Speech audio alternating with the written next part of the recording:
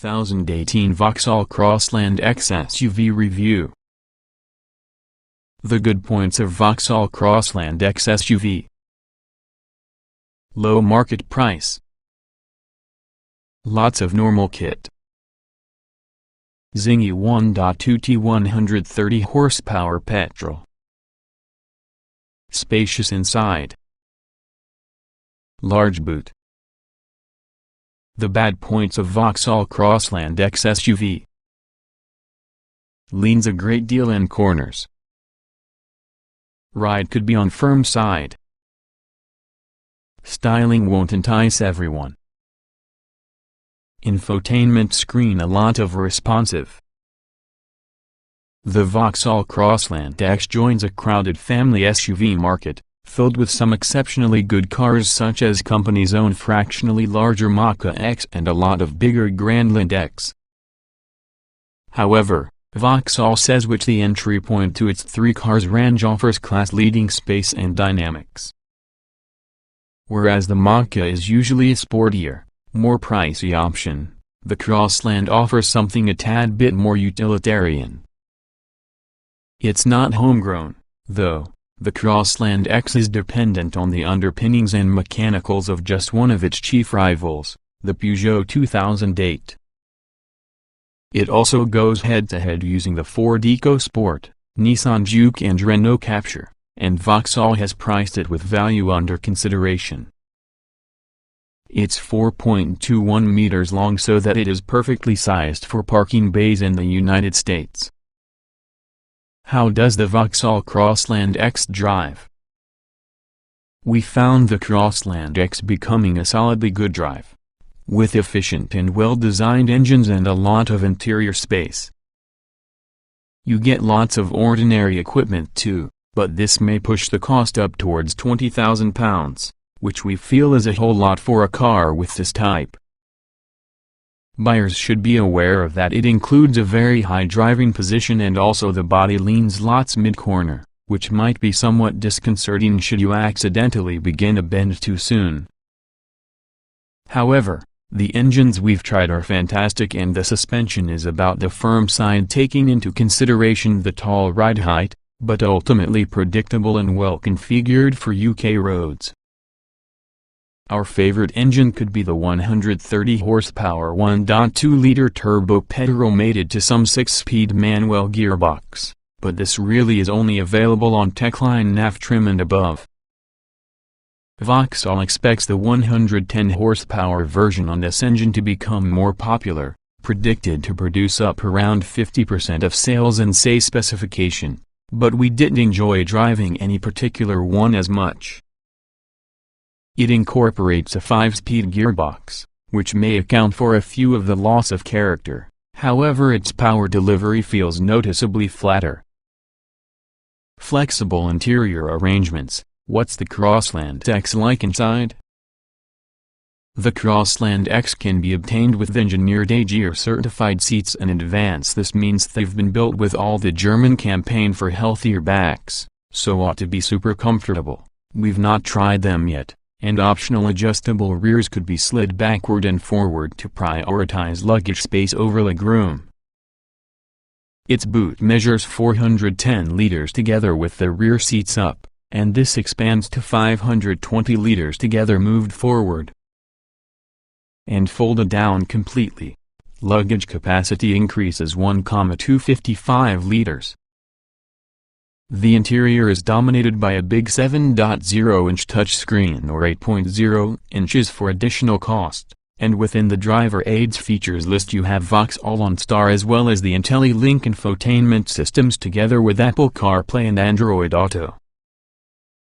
It's a good-looking setup, with all the center console horizontally aligned to the driving force for added functionality. High-quality finishes are offered with chrome accents about the cluster and air vents, whilst the centerpiece on the interior will be the touchscreen. However, we had arrived less than impressed while using infotainment system. Its screen was slow to answer fingertip inputs, also it lacked the powerful processing power of more pricey units.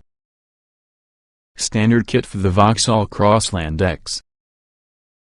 There's a reliable array of equipment even on base specs A cars. Start to see the features page for the full rundown. But highlights include dual-zone climate control, that large infotainment screen and 6 airbags.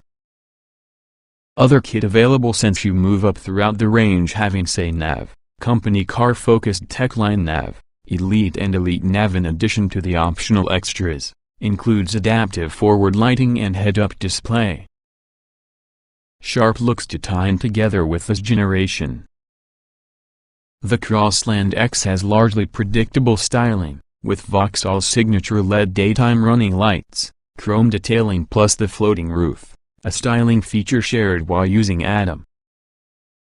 Being a ruggedized SUV crossover, there is the usual cladding, high-mounted rear lamp clusters and raised suspension. Vauxhall has aggressively priced the Crossland X since it has while using Insignia Grand Sport, majoring it on value, and hopes to repeat the success in the Mach-E X, that's consistently won in the UK's top 10 best-selling cars. The verdict. If the success from the Mach-E X is almost anything to go by, Vauxhall has another hit on its hands using the latest member of that family. It certainly scores well in terms of ordinary equipment for cash, and possesses lots of showroom appeal. It's not too inspiring drive an automobile, and when it comes to purchase price, it's not as compelling because the Renault Captur or Peugeot 2008, however it's extremely economical in the petrol and diesel form. It's not a class-leading product, however it is comfortable and boasts ample space, and, therefore, excellent. Keep an eye out within the next few days to watch probably the most comprehensive Vauxhall Crossland X review you'll find. Range of small petrol and diesel motors. Don't expect sizzling performance. We've got an obvious favorite, but that is it? You must do saying that performance isn't just what the Vauxhall Crossland X SUV is concerning, and also the array of small petrol and diesel engines with paltry power outputs reflects that fact. Petrol engines. The petrol range starts using the non-turbocharged 1.2, which incorporates a disappointing 81 horsepower and 118 Nm. We haven't driven this motor yet, but 0.62 miles per hour getting a glacial 14 seconds along with an eventual top speed of 105 miles per hour, we can't imagine it's going to get our pick on the range. Far better performance may be expected on the turbocharged 1.2. We've driven this within 110 HP 205 Nm and 130 HP 230 Nm configurations. The first sort with a 5-speed manual gearbox along with the latter that has a 6-speed. Our favorite was the high-powered one, which carries a characterful engine note and decent flexibility for the road. It covers 0.62 miles per hour in 9.1 seconds, which still isn't earth-shattering, but it really does so with plenty of punch to a minimum of make this small car feel nippy. The 110 horsepower engine makes all the Crossland X feel noticeably less wanting to accelerate, together with the 5-speed box changing the vehicle's accelerative performance dramatically. Hitting 62 miles per hour in 10.6 seconds, it's still second best they are driving, however, and will be our recommendation should you don't need to stretch your money far enough to obtain the high-power motor available only on pricier trim levels. There's a computerized gearbox for your 110 horsepower too, and this also extends the 0.62 miles per hour. 1.8 seconds. We've not driven this yet, but in writing it doesn't seem like a particularly compelling option. Diesel engines. It's an easy case of one engine and a couple performance levels here. The 1.6-liter turbo D blue injection diesels appear in 99 HP 254 Nm or 120 HP 300 Nm forms, with 0.62 miles per hour taking 12 seconds and 9.9 seconds respectively. We've only driven aforementioned, and even though it's a smoother-moving engine with many torque, it's not really as responsive or interesting because the turbo petrol options. We were thankful for how quiet it truly is, though. Substantial body lean in corners. Easy to park with an increase of help on hand for really cash. Don't be fooled with the looks, this isn't an off-roader. The Crossland X is easy drive an automobile and park, nevertheless it's fair to state it isn't gonna rival the sector's best on the subject of handling. The primary issue here would be the amount of body lean when cornering, that is moreover a little disconcerting. We found the steering for being reassuringly well weighted, however, Vauxhall is quite good at this, and yes, it's refreshing to determine it filtering down for the cheaper models inside range. Your high driving position means great visibility for maneuvering in car parks, and should you need extra assistance you'll be able to pay a bit more and have acoustic parking sensors and also a rear view camera, or maybe more still for a mechanical parking system. Despite its off-roader looks, we wouldn't advise using Crossland X much off the beaten track. In reality it's simply a small hatchback in this regard, or even a Mach-E X are going to be far more accomplished. It's the same story with towing. These engines simply don't possess the grunt to drag much greater than a small braked trailer. Spec list shows many compelling features. In reality it doesn't all work along with it could. Driving position readily available but some controls are odd. While the Crossland X's cabin includes a neat design, poke around a bit and yes, it immediately becomes clear that this is often a car built into a low budget. The plastics aren't of a very high quality and a few of the driving controls feel completely cheap indeed. For example, the bizarrely shaped handbrake lever is a position making it very hard to use using the large armrest of high-spec cars, especially so since the button to release it truly is on top, so some pretty special contortions of the left arm are expected. We found fault with all the car's infotainment system too. The touchscreen isn't anywhere close to responsive since the Astra is, which bafflingly is very good in this regard, and it also clearly lacks processing power in comparison to rival systems. That's the effect of turning it into frustratingly slow to make use of. Android Auto and Apple CarPlay functionality is protected as standard, however, which can be a nice touch. It's merely a shame that after testing the previous we experienced several crashes on the system, requiring you to resort back towards the car's built-in nav instead. On the plus side, the controls adjusts for rake and reach, unlike many protagonists within this sector, which in addition to highly adjustable seats makes it readily accessible a good driving position. Reasonable ride comfort most from the time. Disconcerting number of lean-in corners. Comfy standard seats, optional sports ones are better however. In the main there we were impressed with comfort levels inside the Crossland X, but there's one problem which could cause issues. The suspension setup is configured therefore, the ride is reasonably compliant, but because with the tall ride height your vehicle tends to lean disconcertingly when cornering. We also experienced a bumpier ride above the worst road surfaces for the launch route that we'd expect, but on normal roads this isn't a worry. What are AGR certified seats? You're perched on seats that the job perfectly well, but we haven't a chance to check out the AGR certified design using the German campaign for healthier backs front seats. It is possible to order being an optional extra.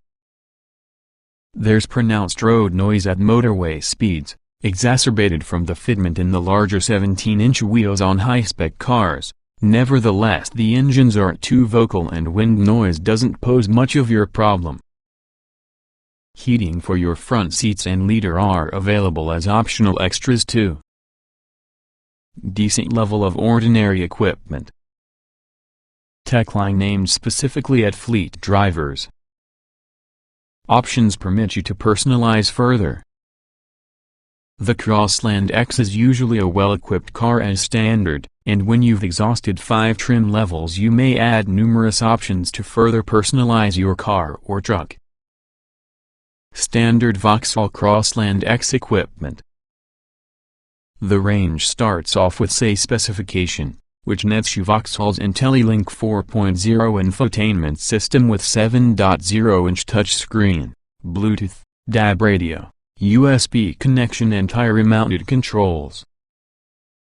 You also get dual-zone climate control, cruise control using a speed limiter, 16-inch alloys, front fog lights, automatic headlights and wipers. Moving nearly SAE nav additionally nets you the IntelliLink 5.0 using its larger 8.0-inch touchscreen, voice control and another USB port. A 12-volt power socket as well as a driver's armrest can also be thrown in. Company car drivers are going to be keen to analyze Techline Nav, that can SAE nav and adds a flex floor from the boot to hold smaller items securely, alloy effect door sill covers, different 16-inch wheels, a contrasting roof color, tinted rear windows and rear parking sensors. Top-spec elite cars get 17-inch alloys, alloy effect back and front protective skid plates, chrome effect window trim and door mirrors inside the roof color. Elite Nav adds exactly the same kit that SAE Nav gets. Vauxhall Crossland X SUV optional extras. Key extra cost options about the Crossland X include winter pack, heated front seats and tire. Versatility pack, sliding rear seats that put into 3 and still have an adjustable backrest. Armrest on middle rear seat including ski flap to load longer items, flex floor. Premium LED lighting pack, cornering headlights with automatic leveling, automatic main beams and LED taillights. Front seats comfort pack, 12-way adjustable front seats. Ergonomic sports style front seats, 16-way adjustable with design that's meant to get optimized for comfort and rear legroom. Premium sound system, 6 speakers and subwoofer. Head-up display. Automatic parking system. Rear view parking camera. Front parking sensors. You've also got selecting 3 roof colors and 11 paint colors to pick from. Lots of ordinary safety kit. Limited optional extras. 5-star rating from Euro NCAP. The Vauxhall Crossland X's selection of safety kit is vast considering your buck. Improving the SUV gain a 5-star crash test rating from Euro NCAP gets hotter was sampled after 2017. Standard on all cars from SAE trim upwards is 6 airbags. OnStar with automatic emergency services calling. Cruise control having a speed limiter. Lane departure warning. Traffic sign recognition and display. Hill start assist. Tire pressure monitoring. Emergency tire inflation kit. Spare wheel is undoubtedly an optional extra. LED daytime running lights. Fatigue detection system. Moving as much as Techline nets you rear parking sensors. Optional Vauxhall Crossland X safety kit. There are limited options for added cost safety kit here, but buyers possess the choice of any head-up display that we've yet to try, LED headlights, front parking sensors along with an automatic parking system. You may also specify a rear view camera that will aid with parking. How many ISOFIX car seats can I easily fit into a Vauxhall Crossland X SUV? You'll find ISOFIX points around the 2 outer rear seats, and due on the space on offer inside back the world thinks it'll be simple to install a kid seat. To avoid any doubt, however, We'll be testing this when the vehicle comes into a cubicle. There isn't a solution to pay extra to get more ISOFIX points. Decent-sized boot area with optional flexibility. Small footprint means it'll be simple to park. Room for 4 adults, but 5 are going to be a squeeze. The cabin on the Crossland X is impressively large considering its footprint. While the middle rear seat isn't going to become the comfiest destination for a sit for long journeys, both outer rear seats offer a lot of headroom and knee space for adults. It'll seat 4 in comfort. You've got a set of cup holders within the front together with an average-sized glove box and door bins that may store a typical bottle of soppy drink.